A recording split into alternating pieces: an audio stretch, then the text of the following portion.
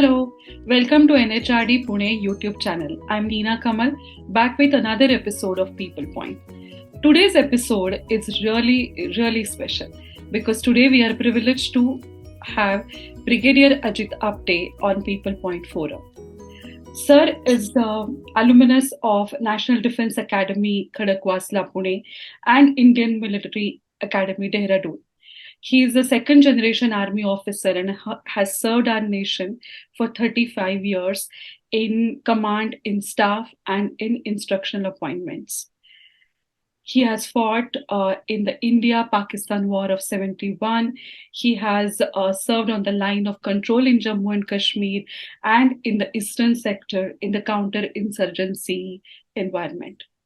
On superannuation from the army, he has served two multinational corporate sectors as vice president and head of HR, and is on the advisory council of an MBA institute in Pune.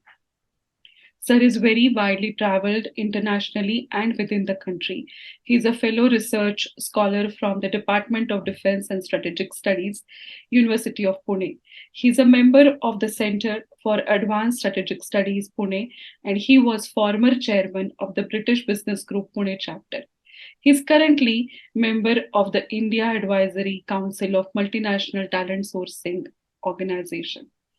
Sir, it's our honor to have you on PeoplePoint. Welcome, and thank you so much for taking our time to talk to us.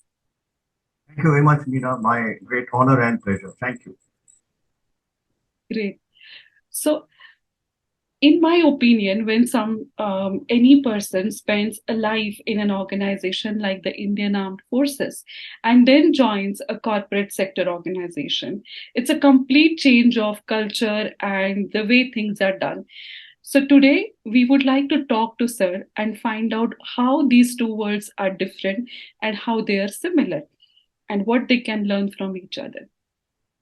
So, sir, can we start by asking you that please tell us any two things which come to your mind where these two sectors are different? Yeah, thanks, Neena. See, what happens is I, of course, superannuated from the Indian Army after 35 plus years of service. So I had been totally ingrained into the uniform.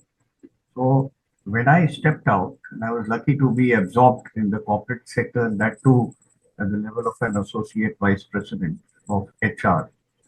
So there are definitely differences. One of the main difference is the cultural difference between the Indian Army and the corporate sector. The cultural differences are the manner in which work is done in the army is very hierarchical. It Yes. is quite stiff, and we follow a very strict regime of command, and the chain of command, right from the days when we joined the army and as we progress into higher ranks. So there is a certain amount of formality, there's a certain amount of rigidness, and there is that hierarchical pattern which sets in, and I suppose the army requires it. That is number one. As far as the corporate sector is concerned, I think we in the armed forces need to learn a lot, because in the corporate sector, the environment and the overall experience is that they are very, I won't say exactly casual, but they are very relaxed. There's a good, exchange between the lowest rung and the manager and the managing director. There is a very good opportunity for people to interact and ask questions. In the army also it is there, but it is more structured. So this is one cultural difference which I found. The other one, of course, is discipline. In the army, the discipline is very rigid, and it has to be so. Whereas in the corporate sector, discipline and punctuality, I did find are slightly different. And keeping of time and starting events on time are slightly different, but I presume they differ from different organizations even within the corporate sector, because yeah, there are certain corporates I have seen which are just run like the military. So this is another difference.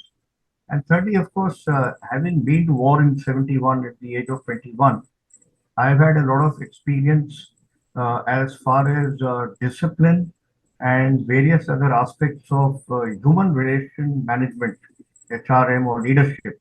Yes. It, there are differences in the manner in which you conduct yourself as a leader with the troops whom you are commanding, in whatever perspective it is. So that itself is another change. Then, of course, I must emphasize here that the armed forces are not a revenue generating organization, whereas the corporates are definitely revenue generating. They are doing great work to, expand the economic horizon of the nation. They are contributors to our P&L of the nation, and therefore they have to have certain very strong targets when it comes to the P&L and the operating margins and all. So that is another very important factor because we do realize that cost optimization is very important in the corporate sector, whereas in the armed forces we are only at the receiving end, and we have certain demands which, which are required. The other thing which I found is in the corporate sector, managers and leaders, uh, they have a phobia, not in all cases, in some cases, of not proceeding with a project or a target unless they have all the resources available to them. In the armed forces, it doesn't happen that way. In the Army, Navy, and the Air Force, of course, I will speak about the Army because we went to war in 1971, and we didn't have all the resources available to us. So we know something that we scale up in the line of march. If I want 10 items to launch an attack or advance, even if I get seven, I will go ahead and hoping that the other three will come in. But in the corporate sector, that I did not find. And the other thing is, in the corporate sector, there is too much of attachment to a manager and a leader. There is an emotional attachment, and many girls and boys, I'm taking this opportunity here to say because in my times in the army, uh, there were hardly any ladies, and if at all there were, they were only in the support arms, that's the medical corps, and very few I found in the other support services. In my time, the armed forces were not tuned to the idea of taking women into the forces. But here in the corporate sector, I do find that there are emotional attachments to a particular leader and manager. And if that person attrites, the team feels very discomforted, Yes. which we are not used to. And therefore, these little things, they do play up. So these are my initial impressions towards the difference in the armed forces or in the army and in the corporate sector. But I will close this or rather offer my final comments here that I think we in the armed forces need a lot to learn from the corporate sector because there are many best practices in the corporate sector, which I think the army can think of adopting, and I think they are doing so in many ways. Yes. So, like for example, our performance management systems are different to the corporate sector because in the corporate sector, I've dealt with it. I've handled PMS myself in two companies and extensively, and you apply the bell curve because you see, if you rate more people who have performed far above expectations, then you have to give a salary hike as per that rating. Yes. And therefore, in the army, it doesn't happen that way. In the army, we get rated. There's a three-tier system where you have your immediate boss, then the superior boss, and the next superior boss. So it gets evened out, and yeah, even if you are rated as met expectations or exceeded expectations, you don't get any increment in your salary. So that is a very important point. And I have found the cultural setback in the corporate is if certain employees think that they have not been rated accurately, or if someone else has been rated more than them, they are willing to put in their resignation in 5 minutes. Very What we true. call attrition, and therefore a major challenge for the corporate sector is. to hold and retain their manpower or workforce and ensure that they are contented at all times. And we also do the same in the army. We also have very good initiatives, but nothing, pertaining to the financial budgets. And therefore, our performance management systems are different. And my final point is, you see, a lot of corporates have been taking the armed forces people only for security and administration jobs, which Jobs. that trend has changed because the number of courses that the armed forces people do, like the junior commanders course, the senior commanders course, the higher commanders course, we also have defense management courses, and we have something known as the National Defense College, which are attended by IAS, IFS people, and the police and certain politicians. They know that the armed forces can give out the best as far as strategy and financial management is concerned. And we have people from the Corps of Signals, Corps of Engineers, Corps of Electromechanical Engineers who have excelled as leaders on the business platforms. Very true. And I am, of course, an artillery officer. I have fired guns, so my perspective is different. But I did find that I was comfortable even on the HR platforms. Very true. Fantastically said, sir. In my mind, I feel one thing which corporate people can learn from the armed forces is the way your bigger picture can be translated into small tasks, because it is so clear whenever you are dealing with emergency situations. uh, if not war is probably a very extreme example, but even regular working, the bigger picture gets translated very articulately into small tasks. Even the ground soldier would know what his tasks, how it impacts the bigger picture. I think in the corporate sometimes we are not very clear in that sense.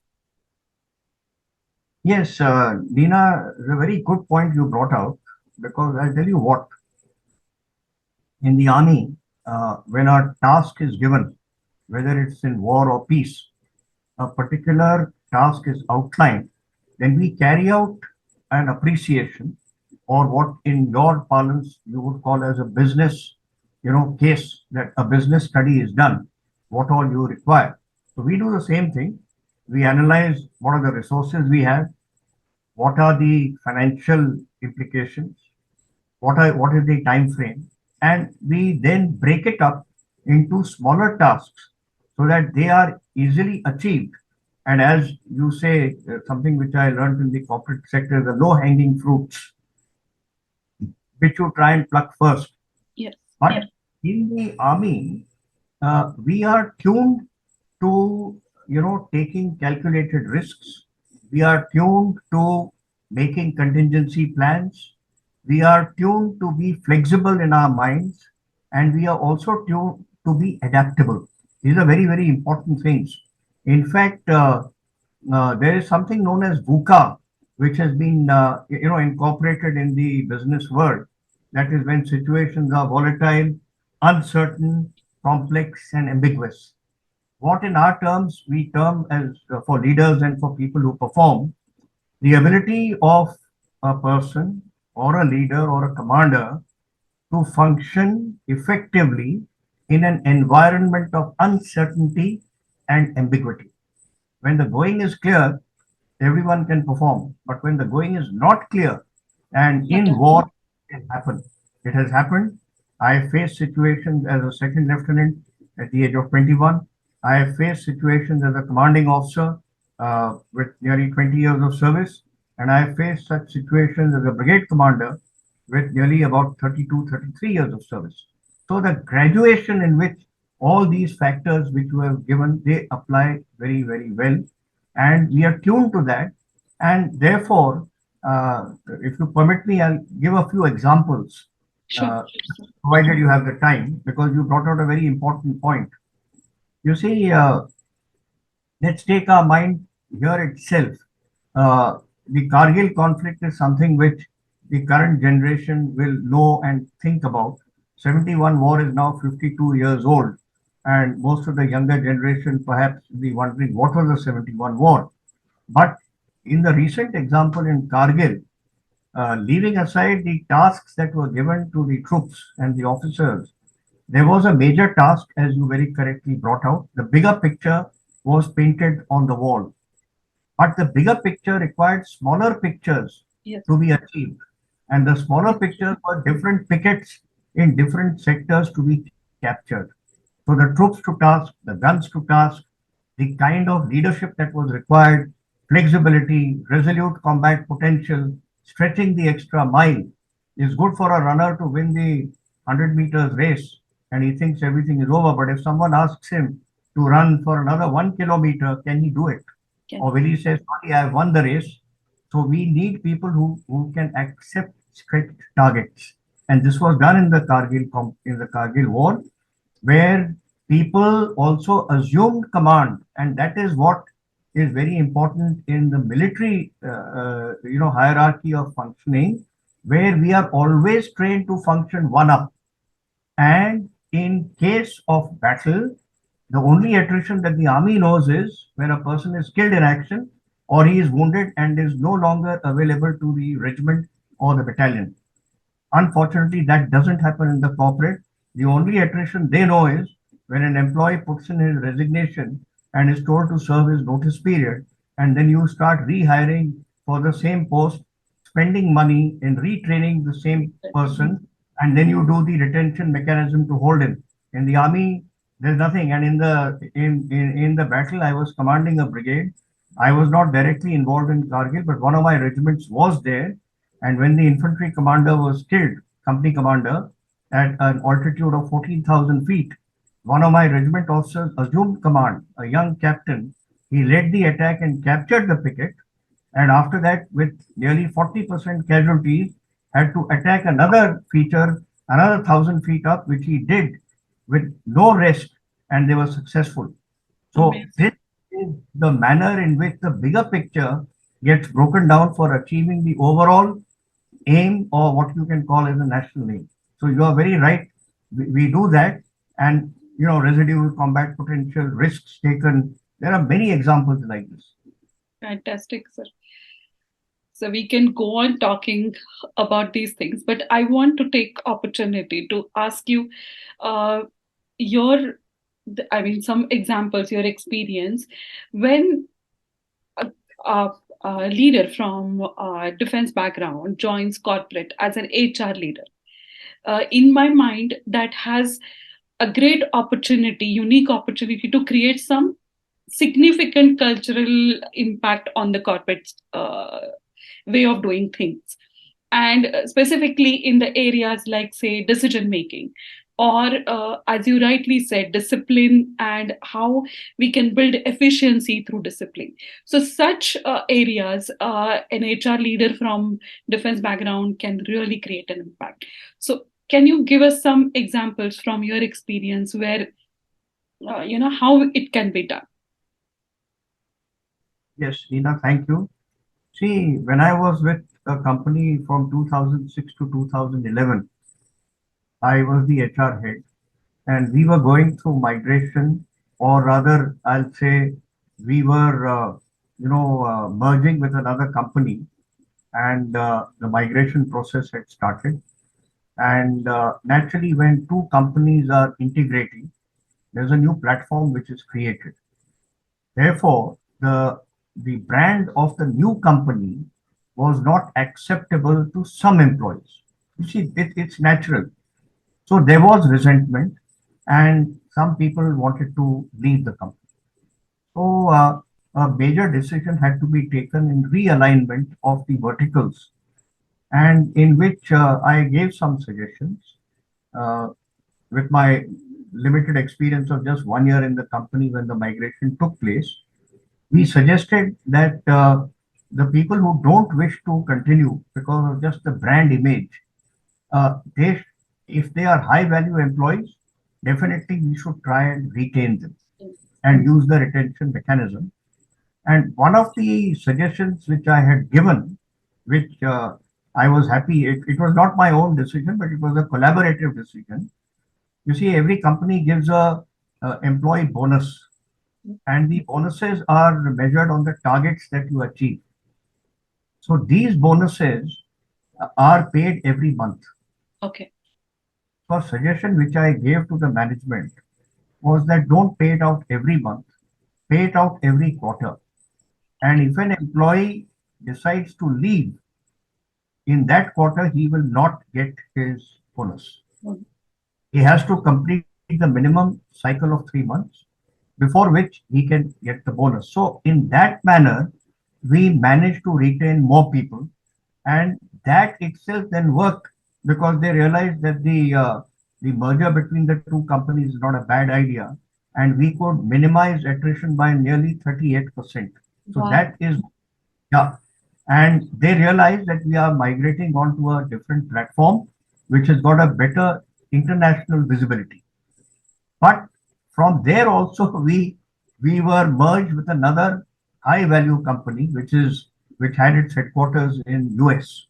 Okay. So again, you see, there were managerial changes.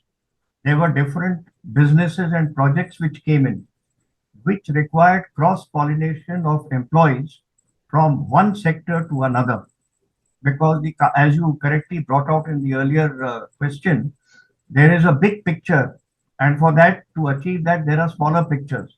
So here there was a big picture, but the smaller pictures were getting, aberrated, with the result that some of the employees who were not contributing effectively to a particular project had to be moved out.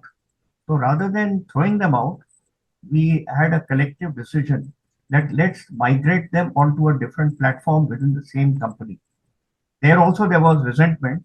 Then we told them, look, this happens even in the army, because in the army also, depending on a particular task, you can have Force A merging with Force B and Force C merging with Force D, but it's not a permanent merger. After that particular battle is over, you go back to your respective, command. So that also worked. So these are two decisions which I can think of immediately. But another decision which, or other suggestion which I gave, because there was a company which was relocating to Baroda, Okay. and they could not do it from Pune. So when I took over as the HR head there, I was called by the chairman and managing director and told, can this be done? So I said, yes, it can be done. And we will do it in the following manner. So in the army, we are used to a lot of mobilization, moving from place A to place B. And in the army, you can't say that I won't go here and I won't go there. It's an order and you jolly well go. But here I found that the people were not happy to move out of Pune. Mm. You see, they all had their comfort zones. So at the drop of a hat, they would like to attract. So we applied some retention mechanisms. Then, of course, in the corporate sector, they are very sensitive to all the hygiene factors. The AC is not working, the coffee is cold, the coffee machines are too far, the elevators are not working. You see, I can't climb up 3 floors. I have a lot of excuses. So I told the chairman, I said, look, the people who don't wish to move and they want to attract, let them do so. Because some attrition is always healthy. Yeah. It's there. It's like in a fast food or in a departmental store, you will find the good chaps will get picked up easily into a different company, and the not good guys will continue to remain on the shelf for years and years. Nobody will take them. So I said, let's try it out. So he said, Brigadier, that's a very tough decision. I said, try it, and it worked nearly 80%. So you see, you can't satisfy all the employees. There are hard decisions to be taken. And I want to quote out here one classic example. You are, I know the location where you are. You're during the Second World War, when the entire Europe had been occupied by Hitler, and the Germans were ruling everywhere. The Allied invasion took place onto Normandy, Yes. on the western coast of Europe. And the major forces were the US forces, the British forces, there were the French, the Dutch, the Poles, there were a few, very few Indians also. So Yes. when General Eisenhower was to launch the Allied invasion in Normandy on D-Day, which Great. incident was just about 17 or 18 days ago, The weather was not good on 5th June, but all troops had been lined up, a lot of rehearsals had been done, and everyone knew that everyone will not come out alive the next day when the attack starts. It's a normal feature in all armies. So Eisenhower was told by the Met Department that the weather is not good and the invasion cannot be a success because it's raining and the English Channel is very stormy. All the Allied airborne forces will get scattered. So the invasion was called off by one day. But on the next day, the situation was the same. So Eisenhower called all his generals, Army, Navy, Air Force, all Allied forces from different countries. And he said, the Met report says that there's a window of 2 days. If we don't use this, then we are stuck for the next 15 days. What do we do? So the opinions were divided. Okay. But ultimately, Eisenhower just got up and he said, let's go. And the invasion was launched on 6th June 1944. And when Winston Churchill was having tea that morning with his wife, he told her that while we are having tea, thousands of troops will get killed. And it's a fact. 8,000 troops were killed in 24 hours on the beaches of Normandy. I think they made the most supreme sacrifice for humanity. And that, I think, is a decision which was a calculated risk, but it had to be taken. The invasion was successful, and the rest is history. As you know, Europe was liberated within 1.5 years. So, similarly, we have taken such decisions in the 1971 war. I have taken such decisions to cross my guns on a raft over a river when there was no bridge. So, calculated risks have to be taken, which in the corporate sector is not affecting the lives of men and women. Yes. Whereas in the armed forces, we are dealing with the lives of human beings. I am responsible for any wrong decision taken, but then we accept it. Because that is the hallmark of leadership in battle, which is different from leadership by people sitting in air conditioned rooms, having coffee bars, having breakouts, having break in sessions, and going on what they call as offsites, which are picnics to discuss something thousands of miles away at the company expense. It doesn't happen in the army that way, that much. Very well said, sir. This is an amazing topic, and it is our real privilege that we get to hear it from somebody as experienced as you. So, really, thank you so much for giving us time. In the Western world, there is a way of saying, so thank you for your service and for this nation, and as well as to the HR function. And thank you for joining us on People Point. Any closing remarks? Well, Neena, thank you. It's been a great pleasure. And I'll say just a couple of things. Are we all right for time? Yes, we have a couple of minutes. Sure. See, having served for 35 years plus in the army and functioned with different kinds of troops, different situations, different command functions, different staff functions, uh, and then stepping onto the corporate platform. Uh, the corporate platform, the business platform is an excellent experience. And I have enjoyed my tenure of serving in two companies for nearly 8 years. And uh, it was very enjoyable. And I did find that all the corporate leaders, they had great respect for the armed forces. They always were very kind to us, and they would always involve us in whatever tasks that were at the company level. And I think that is a very nice thing on part of the corporate sector. Also, I would like to say there are many best practices which need to be taken in by the Army, Navy, and the Air Force so that we can also enrich ourselves from Correct. what the corporates are following.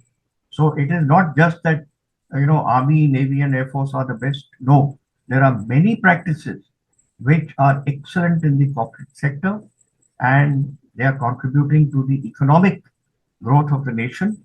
They are doing so much that everyone is performing. And I think uh, we need to exchange our thoughts, exchange our views, and apply the best so that there is an overall improvement and the horizons, which are the perspective horizons, get achieved very quickly. So I think I've had a wonderful experience, and I'll share this much that corporate sectors can give a lot, which we need to, emulate from them.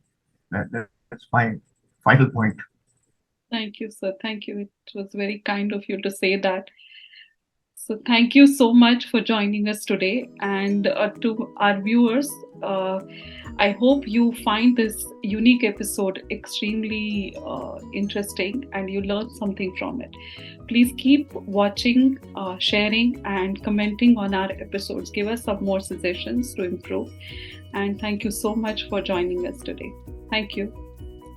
Thank you. Thank you very much, Neena. Very kind.